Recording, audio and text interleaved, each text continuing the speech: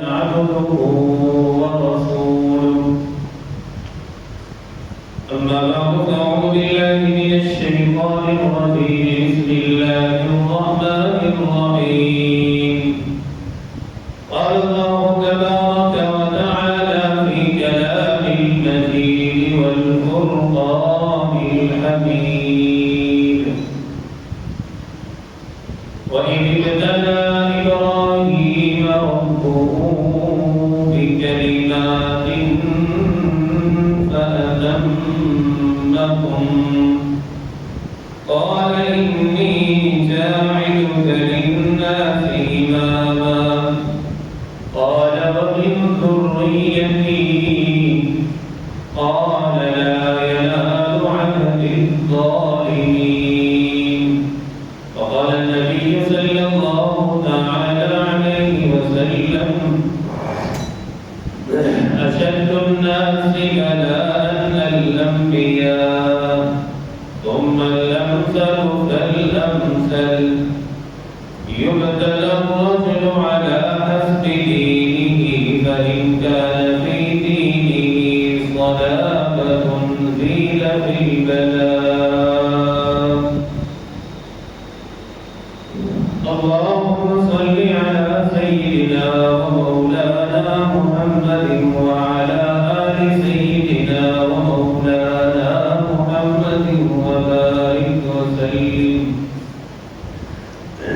اللهم صل على سيدنا ومولانا محمد وعلى آل سيدنا ومولانا محمد وبارك وسلم اللهم صل على سيدنا ومولانا محمد وعلى آل سيدنا ومولانا محمد وبارك وسلم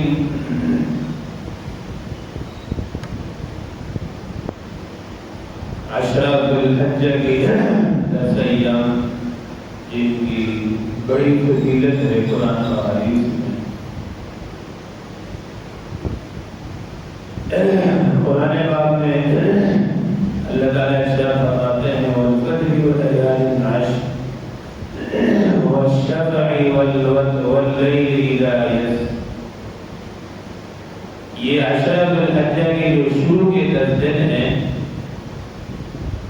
مفسرین فرماتے ہیں ان 10 دنوں کی جو فضیلت ہے وہ اس آیت سے ثابت ہوتی ہے اور اس آیت میں اللہ تعالیٰ کا جو اشارہ ہے وہ انہی 10 دنوں کی فضیلت کی طرف اشارہ ہے یہ 10 دن ہمیں بڑے قیمتی دن ہیں انہیں قیمتی بنانا چاہیے عبادات میں اور جتنا زیادہ اللہ تعالیٰ کی حمد و ثنا میں گزارنا چاہیے اور انہی 10 دنوں کے جو عید الاضحیٰ کا دن آتا ہے قربانی کا دن اور یہ قربانی کی جو ابتدا ہے سیدنا ابراہیم علیہ السلام کی مبارک سنت ہے جو قیامت تک زندہ رہے گی قرآن مجید میں اللہ تعالیٰ ارشاد فرماتے ہیں وَإِذِ ابْتَلَىٰ إِبْرَاهِيمَ رَبُّهُ بِكَلِمَاتٍ فَأَتَمَّهُنَّ ابراہیم علیہ السلام کو اللہ تعالیٰ نے کچھ آزمائشوں میں امتحانوں میں ڈالا اور پھر فَأَتَمَّهُنَّ تو ان تمام کے تمام آزمائشوں میں اللہ تعالیٰ نے ہمیں پورا کا پورا کامیاب فرمایا اب یہ دنیا دارالامتحان ہے آزمائش کی جگہ ہے قرآن مجید فرمان حمید میں اللہ تعالیٰ ارشاد فرماتے ہیں وَلَنَبْلُوَنَّكُمْ بِشَيْءٍ مِّنَ الْخَوْفِ وَالْجُوعِ وَنَقْصٍ مِّنَ الْأَمْوَالِ وَالْأَنفُسِ وَالثَّمَرَاتِ اللہ تعالیٰ فرماتے ہیں کہ ہم ضرور آزمائیں گے اپنے نیک لوگوں کو نیک بندوں کو کس چیز سے آزمائیں گے من الخوف کبھی انہیں ڈر ہوگا خوف ہوگا ونقص من الاموال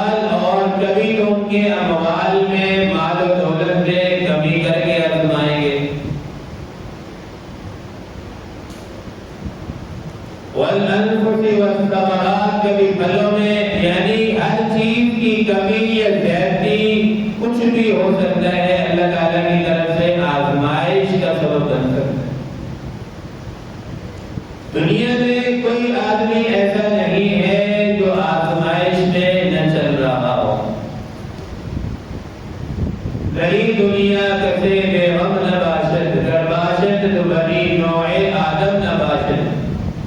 شیخ سعدی رحمہ اللہ فرماتے ہیں کہ اس دنیا میں کوئی آدمی غم سے خالی نہیں، اگر جو غم سے خالی ہے تو وہ انسان نہیں ہے، وہ فرشتہ ہو سکتا ہے۔ تو سیدنا ابراہیم علیہ السلام کو اللہ تعالیٰ نے آزمائشوں میں ڈالا اور پھر آگے فرمایا وقال ومن ذریتی قال انی جاعلک للناس اماما۔ جب سارے کی سارے امتحانات میں کامیاب ہوئے تو پھر اللہ نے فرمایا کہ اب میں تجھے لوگوں کا امام بناؤں گا، اور صرف تجھے نہیں ومن ذریتی تیری اولاد میں سے بھی دنیا کا امام بناؤں گا۔ دوسری جگہ اللہ تعالیٰ ارشاد فرماتے ہیں کہ قال له ربه اسلم قال اسلمت لرب العالمین۔ جب اللہ تعالیٰ نے حضرت ابراہیم علیہ السلام کو کہا کہ فرما برداری کرو، حکم کو بجا لاؤ اور یہ کام کر لو، تو اسلمت لرب العالمین، ابراہیم علیہ السلام نے فوراً اللہ کا حکم مانا اور اللہ تعالیٰ کا حکم بجا لایا۔ نبی کریم صلی اللہ علیہ وسلم کا ارشاد گرامی ہے، آپ علیہ السلام نے ارشاد فرمایا اشد الناس بلاء الانبیاء، سب سے زیادہ جو تکلیفیں مصیبتیں آتی ہیں، آزمائشیں جو آتی ہیں، انبیاء علیہ السلام کو آتی ہیں۔ پھر آگے فرمایا ثم الامثل فالامثل، پھر اس کے بعد درجہ بدرجہ ہے، جو جتنا نیک ہوگا اتنی زیادہ اس پر تکلیفیں آئیں گی، آزمائشیں آئیں گی۔ یبتلی الرجل علی حسب دینہ فإن کان فی دینہ صلابۃ زید فی البلاء۔ اب اگر ایک آدمی اپنے دین کے معاملے میں پابند بھی ہے اور زیادہ سخت ہے تو اس پر زیادہ سخت امتحان لیا جاتا ہے۔ اگر دین کے معاملے میں نرم ہے، کچا ہے، ایمان مضبوط نہیں ہے تو اس کے حساب سے اللہ تعالیٰ امتحان لیتے ہیں۔ دوسری حدیث میں فرمایا، حضرت سعد سے روایت ہے، نبی کریم صلی اللہ علیہ وسلم نے فرمایا ای الناس اشد بلاء قال الانبیاء ثم الامثل فالامثل۔ لوگوں میں سے سب سے زیادہ تکلیفیں کس کو دی گئی؟ نبی کریم صلی اللہ علیہ وسلم سے پوچھا گیا تو میرے آقا نے فرمایا کہ سب سے زیادہ تکلیفیں مجھے دی گئی۔ پھر وہ لوگ جو اپنے دین میں زیادہ مضبوط ہے انہیں تکلیف دی گئی۔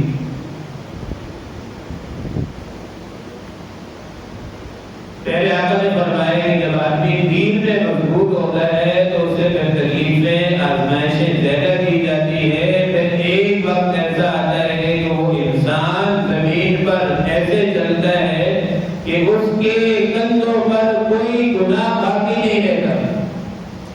اب جو انسان کو آزمایا جاتا ہے اس سے تو گناہ بھی معاف ہوتے ہیں، درجات بلند ہوتے ہیں۔ کوئی بھی بیماری انسان کو لاحق ہوتی ہے، چاہے وہ بخار ہی کیوں نہ ہو، بخار بھی تو بہت بڑی بیماری ہے، لیکن حدیث پاک کے الفاظ ہیں اگر کانٹا بھی پاؤں میں چبھتا ہے تو اللہ تعالیٰ اس پر بھی اجر و ثواب عطا فرماتا ہے۔ بڑی بڑی آزمائشیں تو بہت بڑا اجر رکھتی ہے، اگر کانٹا بھی مسلمان کو چبھتا ہے تو اس پر بھی اللہ تعالیٰ اسے اجر و ثواب عطا فرماتا ہے۔ اور حدیث کے الفاظ ہیں حتی یمشی علی الارض ما لہ ذنب، ایک وقت پھر ایسا آتا ہے کہ وہ زمین پر چل رہا ہوتا ہے، اس کے ذمہ میں کوئی گناہ نہیں ہوتا، بالکل پاک و صاف۔ پتہ یہ چلا کہ انسان کو بیماریاں آ جائیں، آزمائشیں آ جائیں اور تکلیفیں آ جائیں، چاہے کسی لحاظ سے ہو، اس کے گناہوں کے معافی کا سبب بھی بنتی ہے اور اس کے درجات بھی بھی بلند ہوتے ہیں۔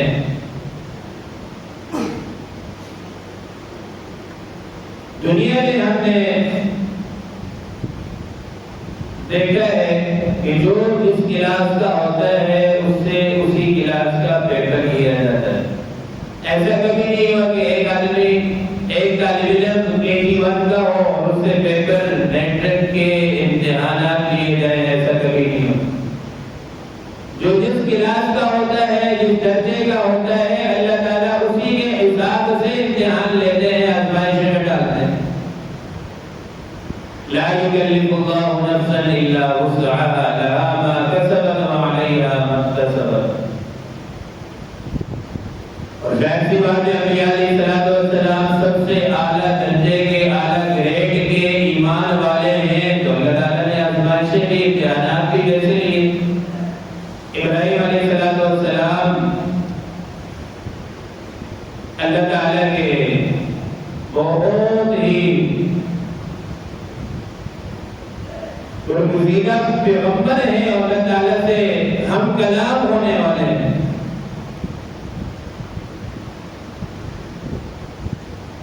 تو آپ سے بھی اللہ تعالیٰ نے کئی امتحانات میں آپ کو ڈالا اور اللہ تعالیٰ نے پھر تمام کے تمام امتحانات میں کامیابی بھی عطا فرمائی۔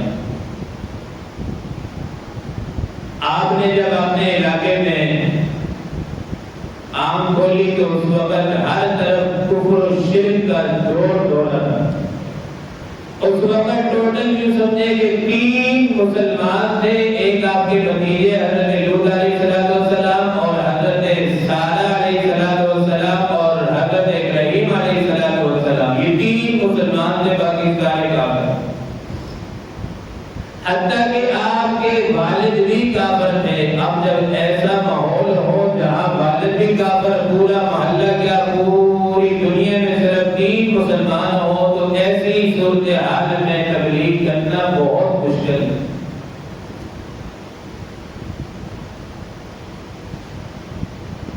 ابراہیم علیہ السلام نے سب سے پہلے اپنی قوم کو سمجھایا کہ دیکھو، جن بتوں کی تم پوجا کرتے ہو، جنہیں تم اپنا معبود ٹھہراتے ہو، جن سے اپنی حاجتیں مانگتے ہو، یہ تمہارا نہ تمہیں نفع دے سکتے ہیں نہ نقصان دے سکتے ہیں۔ نفع دینے والی ذات بھی صرف اللہ رب العزت کی ہے، نقصان دینے والی بھی ذات صرف اللہ تعالیٰ کی ذات ہے۔ باقی کوئی دنیا کا کوئی انسان، کوئی چیز نہ تمہیں نفع دے سکتا ہے نہ نقصان دے سکتا ہے۔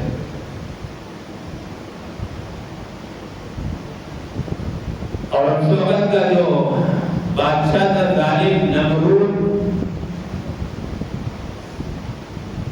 احمد بیوقوف ٹائپ کا بادشاہ تھا۔ دنیا میں 4 بڑے بادشاہ گزرے جنہوں نے پوری دنیا میں حکومت کی ہے، ان میں 2 مسلمان تھے اور 2 کافر تھے۔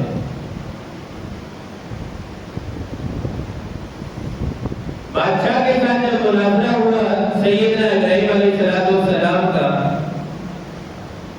جب آدمی دلائل کی میدان میں ہار جاتا ہے تو پھر تنگ آمد بجا آمد، پھر انسان لڑائی کی طرف، غالب گلوچ کی طرف آتا ہے۔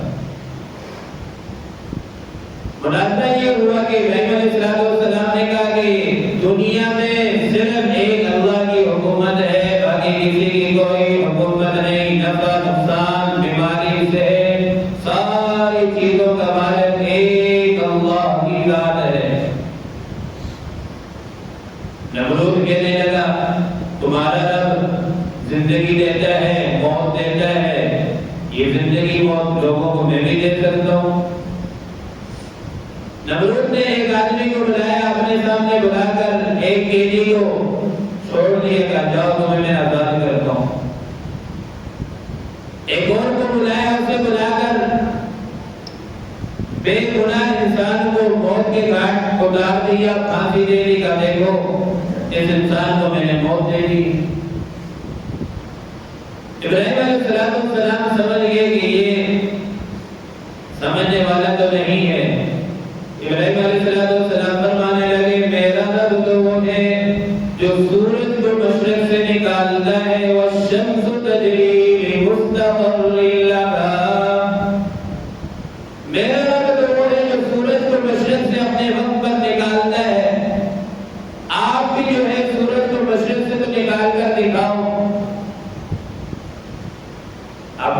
کے پاس تو اس کا تو کوئی جواب نہیں ہے کہ سورج کو مشرق سے کیسے نکالے. یہ تو صرف رب تعالیٰ کا کام ہے، کسی مخلوق کا اس میں کوئی عمل دخل نہیں. اب جب اس کے پاس کوئی جواب نہیں ہے تو اپنی قوم کو آواز دی، کہنے لگا اگر تم اپنے معبودوں کی مدد کرنا چاہتے ہو تو آ جاؤ. قالوا حرقوا وانصروا آلهتكم. آج اس پیغمبر نے ہمارے دلوں کو جلا دیا ہے اور ہمیں بالکل لاجواب کر دیا ہے. اپنی قوم سے کہنے لگا قالوا حرقوا وانصروا آلهتكم. آ جاؤ، اس پیغمبر نے ہمارے دلوں کو جلا کر رکھ دیا ہے تو ہم بھی اس کو جو ہے نا آگ میں جلاتے ہیں. وانصروا آلهتكم، اور اپنے ہم معبودوں کی مدد کرتے ہیں.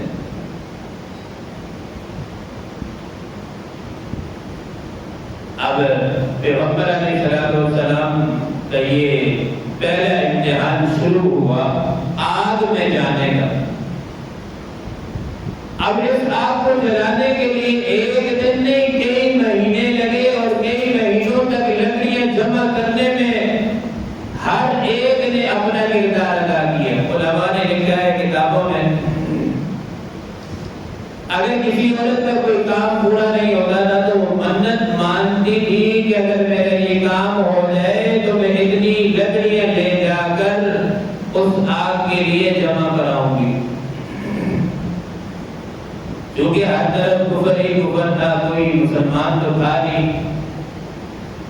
اتنی بڑی آزمائش ہے کہ صرف 3 مسلمان اور وہ بھی ایک اللہ تعالیٰ کی طرف بلانے والے، دعوت دینے والے توحید تھی.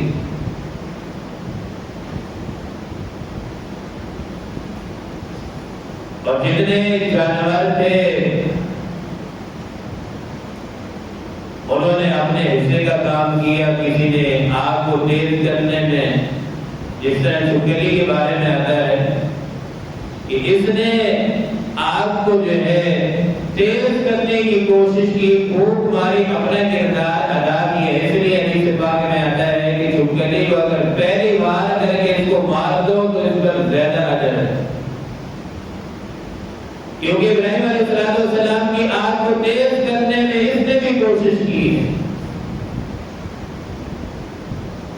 اور علماء نے پھر لکھا ہے آگ میں ڈالنے کے لیے ایک منجنیق تیار کی گئی جھولا ٹائپ کا، جس کے ذریعے سے یعنی آگ اتنی زیادہ شعلے دار آگ تھی کہ ڈائریکٹ اٹھا کر ڈالا نہیں جاتا. تو چھوٹی سی آگ نہیں تھی، بہت بڑی آگ جلائی گئی تھی جس میں ڈالنے کے لیے انہوں نے ایک جھولا منجنیق تیار کی.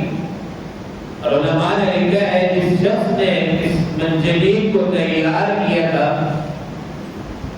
اور جو اس کا موجد تھا، بنانے والا اللہ تعالیٰ نے اسے پھر زمین میں دسایا اور آج تک وہ زمین میں دستا چلا جا رہا ہے.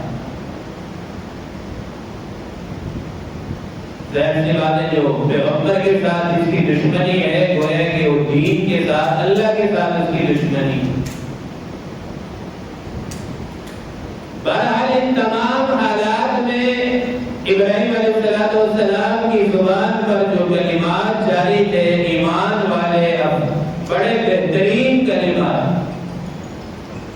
تو ہمیں یہ سبق دیا کہ مشکلات آتی ہیں دنیا میں، دنیا کے اندر حالات بھی آتے ہیں، سارے معاملات آتے ہیں. جب دین پر چلیں گے تو یہ حالات پہ آئیں گے. تو ان حالات میں ہمیں کیا کرنا چاہیے؟ اللہ تعالیٰ کی طرف رجوع کرنا چاہیے کہ وہی ہمارا رب ہے، کارساز ہے، وہی مسائل حل کرنے والا ہے. کسی دنیا کے در پہ جا کر رونے دھونے کی ضرورت نہیں.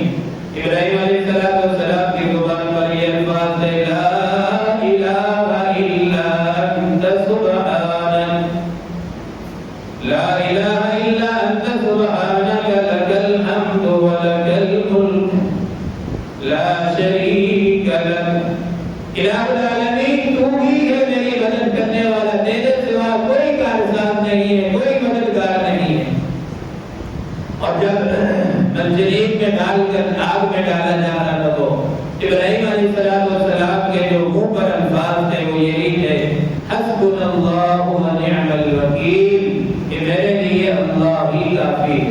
اس لیے کسی بھی مشکل میں آدمی ہو، چاہے کتنی بڑی مشکلات کیوں نہ ہو، یہ وظیفہ زبان پر جاری رہے، حسبنا اللہ و نعم الوکیل۔ علماء فرماتے ہیں اگر تمہارے سامنے پہاڑ جیسی مصیبت ہو تو وہ بھی رکے گی نہیں، ہٹ جائے گی۔ آپ نے رکے لیے میرے لیے اللہ ہی کافی ہے، تمہارا ختم۔ سب سے بڑی ذات کو آپ نے اپنے ساتھ لے لیا۔ اب جب یہ آگ میں ڈالا جا رہا، فرشتوں میں ہلچل مچ گئی۔ ابراہیم علیہ السلام کہنے لگے الہ العالمین اللہم انک فی السماء واحد وانا فی الارض واحد عبد۔ الہی آسمانوں میں تو اکیلا ہے، تنہا معبود ہے ہمارا، اور زمین پر میں تیرا ایک ہی بندہ ہوں جو تیرا نام لینے والا ہوں۔ فرشتوں میں ہلچل۔ جبرائیل علیہ السلام نے عرض کیا الہ العالمین حضرت ابراہیم علیہ السلام کی مدد کرنی چاہیے، اس آگ کے مشکلات میں ہے۔ اللہ تعالیٰ نے فرمایا کہ جاؤ، جا کر پوچھ لو، اگر انہیں مدد کی ضرورت ہے تو جاؤ ان کی مدد کرو۔ اللہ کو تو پتا تھا کہ پیغمبر کا ایمان کتنا مضبوط ہے اور توحید کیسی ہے۔ جبرائیل علیہ السلام آئے، کہنے لگے اما لک علیک حاجۃ، کیا آپ کو کسی کی مدد کی ضرورت ہے؟ آپ بتا سکتے ہیں۔ جبرائیل علیہ السلام کو ابراہیم علیہ السلام نے جواب دیا، فرمایا کوئی آپ کی ہمیں مدد کی ضرورت نہیں ہے۔ پھر جبرائیل علیہ السلام نے فرمایا جب آپ کو میری مدد کی ضرورت نہیں ہے پھر آپ اللہ تعالیٰ سے سوال کریں، ان سے مدد مانگیں اللہ تعالیٰ سے۔ تو ابراہیم علیہ السلام نے فرمایا علمہ بحالی یکفینی عن سوالی، فرمانے لگے میرے حالات جو خاموش رہنا ہے، سوال سے زیادہ میرے رب کو پتا ہے کہ مجھے کس چیز کی ضرورت ہے۔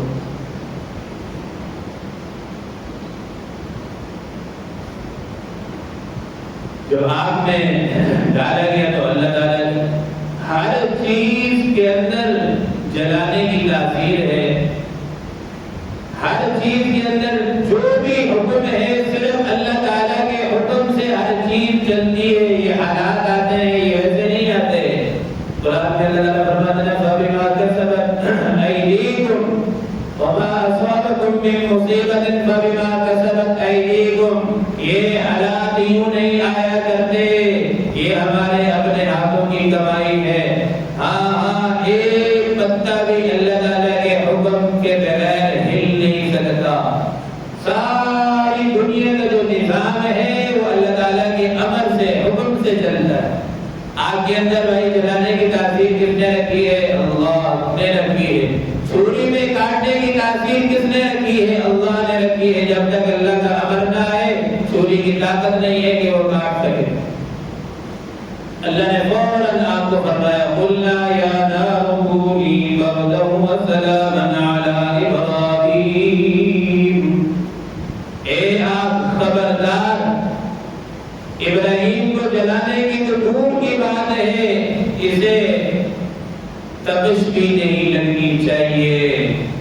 یا نار کونی، آپ کے شعلے بلند ہو رہے ہیں بھائی، اور بہت بڑی آگ ہے، لیکن کیا مجال ہے؟ علماء فرماتے ہیں کہ رسی تک بھی نہیں چلی، جس کے ساتھ باندھا گیا تھا جھولا تو جلت دور کی بات ہے، وہ رسی بھی نہیں چلی۔ اور 40 بعض روایات میں آتا ہے کہ اس آگ میں 40 دن رہے، بعض روایات میں آتا ہے کہ 50 دن رہے۔ اور پھر آگے ابراہیم علیہ السلام فرماتے ہیں کہ یہ میری زندگی کے سب سے اہم اور بہترین دن ہے۔ اللہ آزماتا ہے، ایمان جب انسان کے دل میں موجود ہوتا ہے اس آزمائش کے بعد پھر اللہ تعالیٰ آسانی بھی دیتے ہیں۔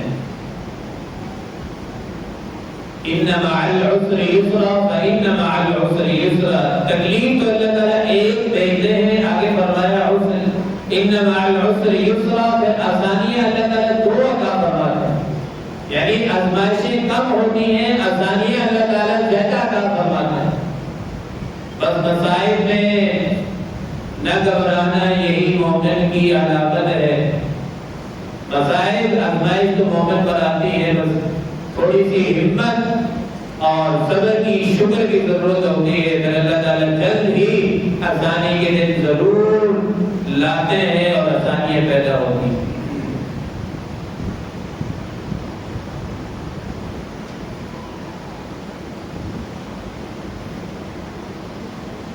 اب جب اس آگ سے نکلے، ایک اور آزمائش میں اللہ تعالیٰ نے آپ کو ڈال دی، کیونکہ آپ کے والد بھی کافر تھے۔ اب سامنے مقابلے کے لیے پھر آپ کے والد آ گئے، والد سے مکالمہ ہوا، والد کہنے لگا دیکھو آپ اگر ہماری بات نہیں مانیں گے تو ہم آپ کو سنسار کر دیں گے یا علاقے ہی سے، وطن سے نکال دیں گے، وطن جو ہے چھوڑنا پڑے گا۔ ابراہیم علیہ السلام نے اپنے ابا سے کہا یا ابت لا تعبد الشیطان ان الشیطان کان للرحمن عصیا۔ اے میرے ابا جان، آپ شیطانی والا کام ہے، بتوں کی پوجا کر رہے ہیں، یہ ٹھیک نہیں۔ لا تعبد الشیطان، آپ ان کی عبادت مت کریں، ان الشیطان کان للرحمن عصیا۔ اور اس کے حضرت ابراہیم علیہ السلام کے والد نے جواب میں کہا قال راغب انت عن آلهتي يا ابراہیم لئن لم تنته لارجمنك واهجرني مليا۔ ہم آپ کو جو ہے نا علاقے سے نکال دیں گے، سنسار کر دیں گے اگر آپ اپنے مشن سے نہ ہٹیں۔ ابراہیم علیہ السلام نے جواب میں کیا کہا، ہمیں بھی بڑا سبق ملتا ہے اور بڑے ادب کے دائرے میں لے کر فرمایا قال سلام علیک سأستغفر لك ربی۔ اے میرے والد، میں آپ کے لیے سلامتی اللہ تعالیٰ سے چاہتا ہوں اور آپ کے لیے اللہ تعالیٰ سے استغفار کرتا ہوں، دعا کرتا ہوں کہ اللہ تعالیٰ آپ کو ہدایت عطا فرمائے۔ وَأَعْتَزِلُكُمْ وَمَا تَدْعُونَ مِن دُونِ اللَّهِ وَأَدْعُو رَبِّي عَسَىٰ أَلَّا أَكُونَ بِدُعَاءِ رَبِّي شَقِيًّا۔ اب یہ جب مکالمہ ہو گیا حضرت ابراہیم اور ان کے والد کا، اس کے بعد پھر ایک اور امتحان، آپ نے سفر شروع کیا شام کا۔